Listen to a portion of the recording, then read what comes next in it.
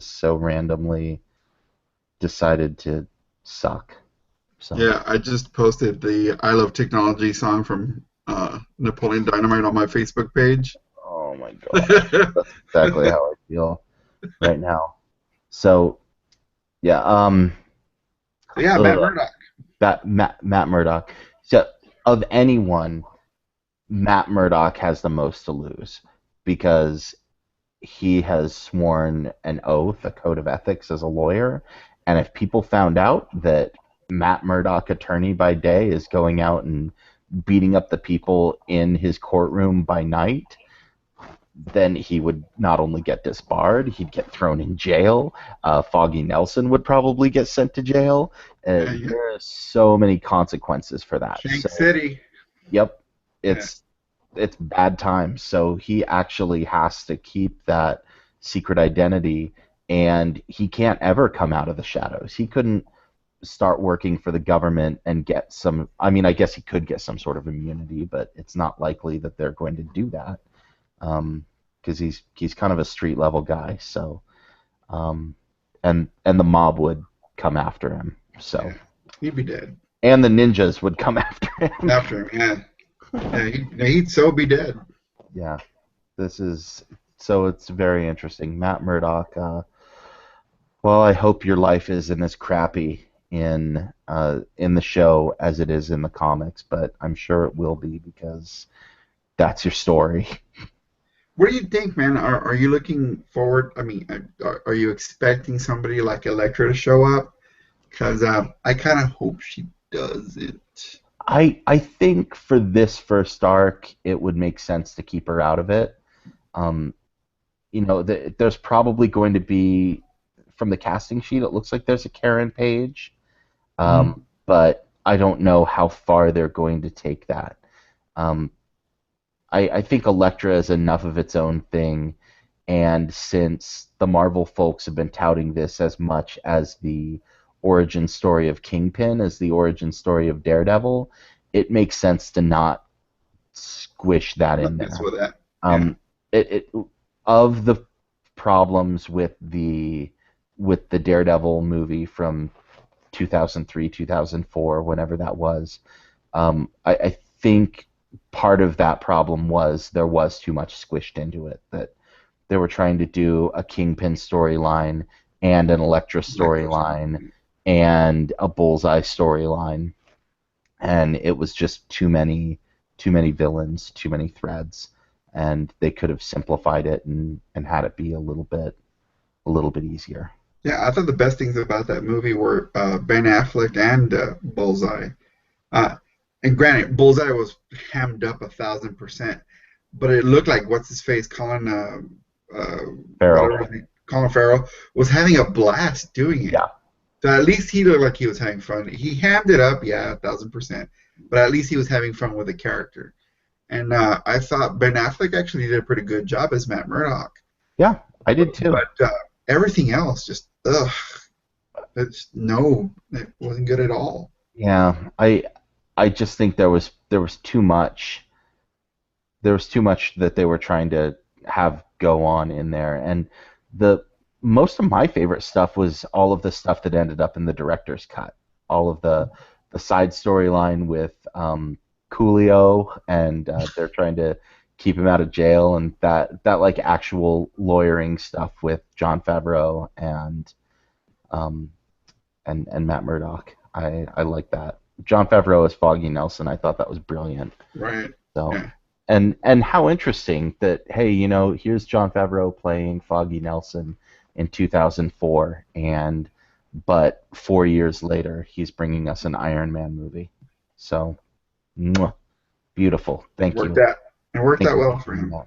Speaking of, I don't know if you saw this, but um, I went ahead and took the plunge, and on April 30th, I will be sitting in a theater for however many hours this is, uh, Oh, I over saw that. 24, and watching every single Marvel cinematic universe movie, starting with Iron Man and going through all the way till Avengers 2. That's But Numathon, right? Yeah, well, that's what I'm calling it. I'm calling it a Button-umathon for Marvel. For those who aren't aware, Button-umathon is an annual uh, film festival put on by Harry Knowles from Ain't It Cool News, who also lives here in Austin, and he and Tim League, the who owns the Alamo Drafthouse theater chain, they take a theater, and for 24 hours, Harry puts on 24 hours of movies, and you have to come in. It's his birthday party. You have to stay awake and watch all of these movies, many of which are horrible, um, many of which are new and in unfinished states. So, like, um, a couple of button-umathons ago, they saw an early um, work of, oh, I can't remember which one of the Pixar movies, but it was undone. There were parts that weren't even rendered, and they just had animatics and things in there. So I want to say it was Up. I can't remember which They one. had a first preview of Inglourious Bastards Yes. here, I think. Yeah.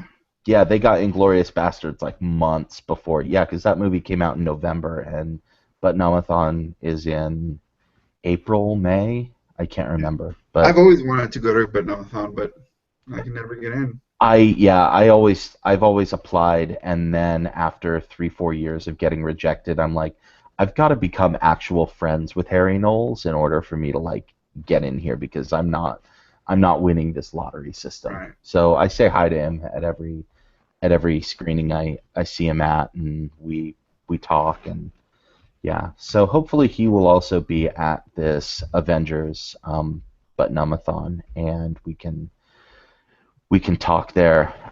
My last of big Avengers screening 1 year ago at the Alamo Drafthouse was for Winter Soldier, which, hey, that actually was 1 year ago this weekend. So happy anniversary, Winter Soldier.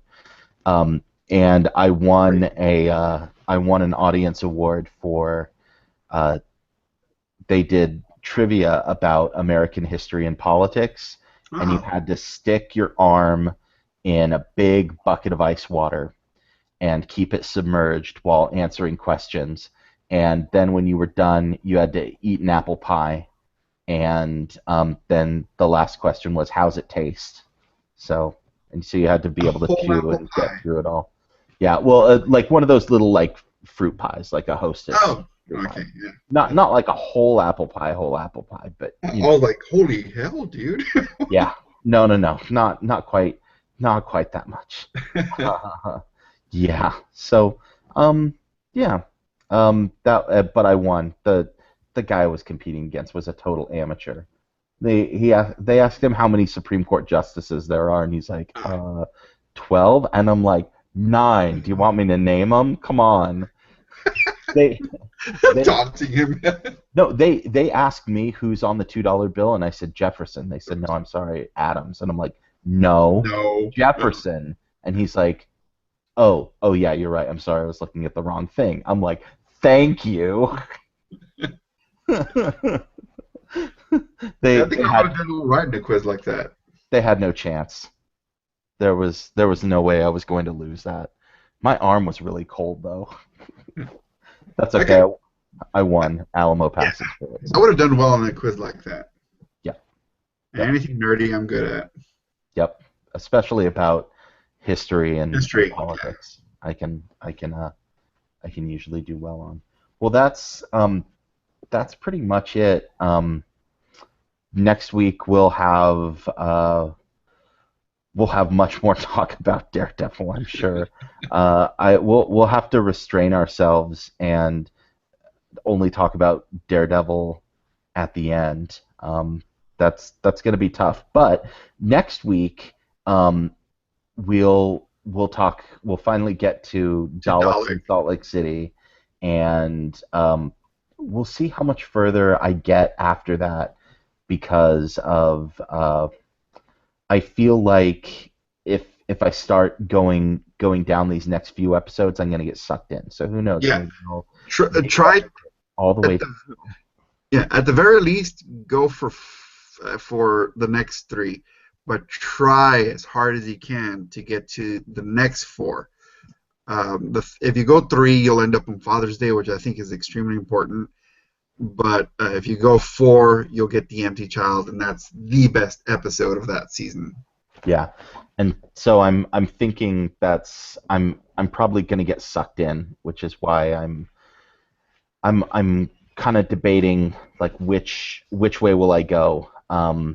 Will I restrain myself so that we can stretch it out and talk more about it on the podcast, or am I going to have like 6 episodes under my belt and then all we're going to talk about is Doctor Who and Daredevil, which is what it might be. So Fine, yeah. yeah, well, thanks everyone for downloading and listening to this episode of Who Virgin. Thanks as always to Mark and to Big Shiny Robot, especially Tom Winkley, for hosting our podcast website over at whovirgin.com. Connect with us there or on Twitter or Tumblr at whovirgin and watch me as I live tweet my binge watching this week, which, as I said, Daleks in Salt Lake City and maybe all the way through the rest of the season. Who knows? And join us next week as we discuss that and Daredevil. And so we will see you next time. Cool. And Bye-bye, New Zealand. bye, New Zealand. And that's over. Nice.